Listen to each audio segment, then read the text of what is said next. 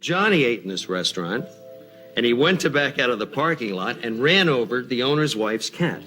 Michael Landon was one of television's most beloved faces, a man who seemed to represent warmth, strength, and family values to millions watching at home.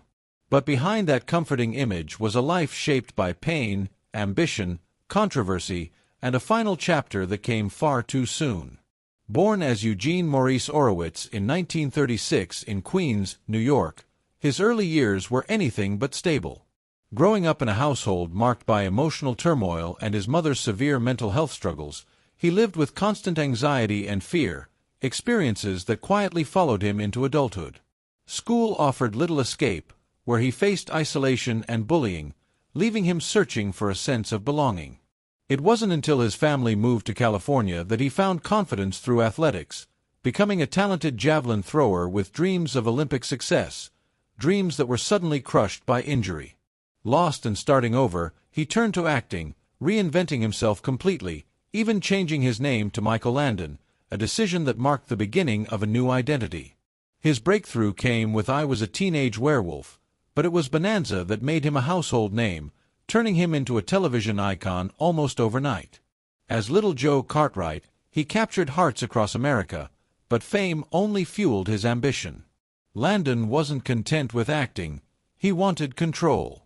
That drive led him to Little House on the Prairie, where he became not just the star, but the creative force behind the scenes, shaping stories, directing episodes, and building a powerful legacy in television. On screen, he was the perfect father figure, a symbol of kindness and morality. Off-screen, however, his life was far more complicated. His marriages were strained by fame, long hours, and rumored infidelities, culminating in a highly publicized affair that shattered his carefully crafted image and divided public opinion. At the same time, his growing authority in television revealed another side of his personality. Known for his perfectionism and intense leadership, he was admired by some as a brilliant mentor, while others saw him as controlling and difficult. This duality defined much of his life, beloved yet controversial, warm yet demanding. Then, in 1991, everything changed. What began as severe abdominal pain quickly turned into a devastating diagnosis: pancreatic cancer. Unlike many stars, Landon chose not to hide. He faced the public with honesty, speaking openly about his condition and bringing attention to a disease many knew little about. But the illness moved with brutal, giving him only months. As his health declined, he retreated to his home in Malibu, surrounded by his wife and children. The once energetic star, who had spent decades under bright studio lights, now faced his final days in quiet reflection.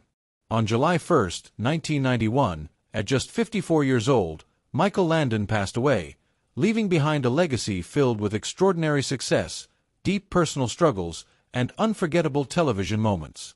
His death shocked fans and colleagues alike, not just because of who he was, but because of how quickly it all ended.